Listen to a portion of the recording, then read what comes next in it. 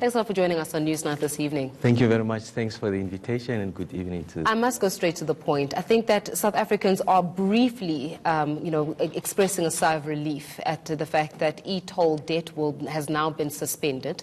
The question is, will it be suspended till after the May 8th elections, or is this just until the elections, giving us a break or time to think about voting for the African National Congress? Well, it's a welcome development. I think it demonstrates that any unpopular public policy will buckle under popular discontent.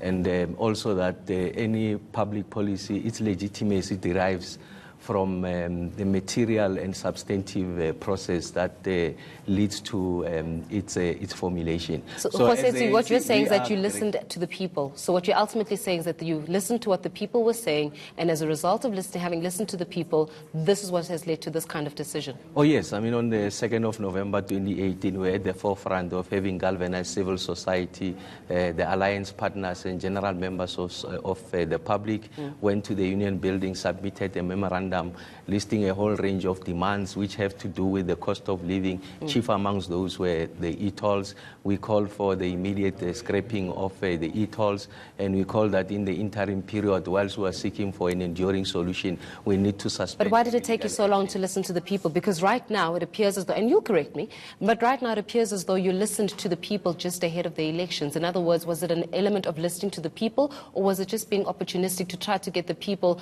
to vote for a specific political party as a result of this? And I'm saying this because this has been done since 2013. The people have been calling for the scrapping of the e-toll system. In fact, the numbers declined in terms of even how many people were even told. It was 60%, I think, in 2013. It continued to decline till about 25 to 27%, and still you did not listen to the people. So now you're going to listen to the people in 2019 March. You can't imagine, just come on the other side, you can't imagine from a public opinions perspective, it seems as though it's quite rightly timed, wouldn't you say? Oh, we're on the same side. We're not on the other side, by the way. We called for this as early as 2014, immediately after the elevation of the last provincial executive committee, immediately after the immediate aftermath of the 2014 provincial and national government elections. So there was no relationship with regards to our electoral prospects and the call for the extermination of this urban tolling. So we've been calling that. We've been very consistent.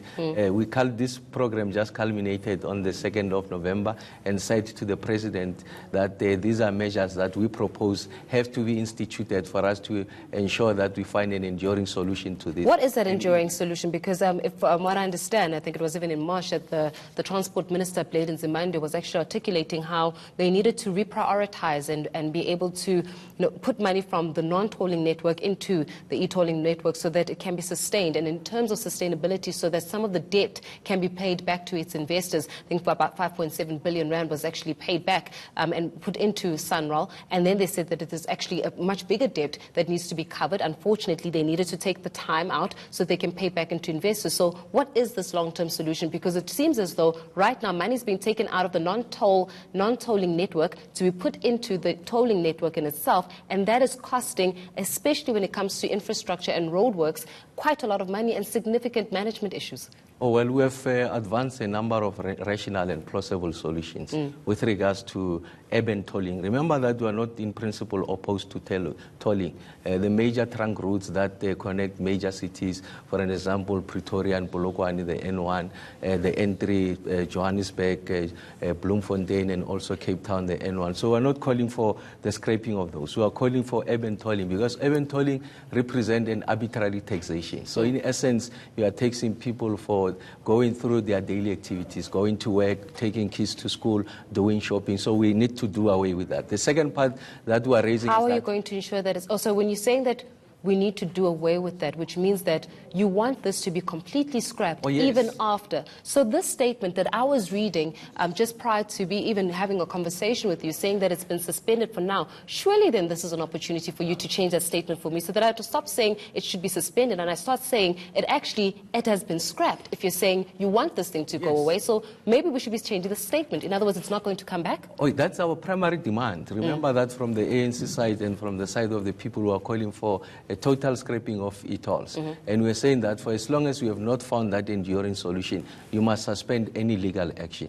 And we said some of the things that needs to be looked at. We accept that the government went into the debt capital market, raised money, they've got an obligation to meet that. If they don't meet that obligation, it's got the downside risks with regards to the credit rating and our ability for future capacity to raise money in the debt capital market. So we have called on the revision of the terms of that loan. You can extend it to coincide with the life cycle of a road, which is 25 to 30 years. We know that in terms of the current terms, it's about 20 to 22 years. So it reduces your monthly obligation, and therefore, whatever we have from the fiscus, we can use that to fund it. Okay, and so when you're saying that's suspended, we're saying suspended indefinitely, or are we saying suspended maybe possibly for the next 20 to 25 years, suspended maybe for the next month?